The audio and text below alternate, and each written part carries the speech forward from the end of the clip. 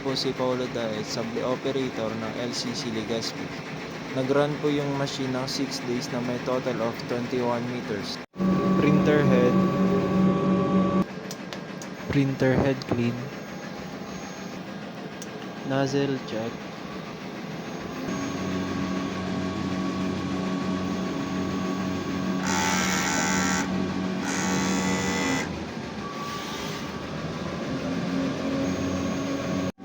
punas ng wiper at capping after head clean. Ink system ay tama lang. Weekly waste of disposal every Wednesday. EVR naka 220 volts. Ink storage, ito yung used, yung unused. Dito naman po yung Sable paper. Monitoring ng cyan, magenta, yellow, black, and yung Sable roll. Sable daily output monitoring.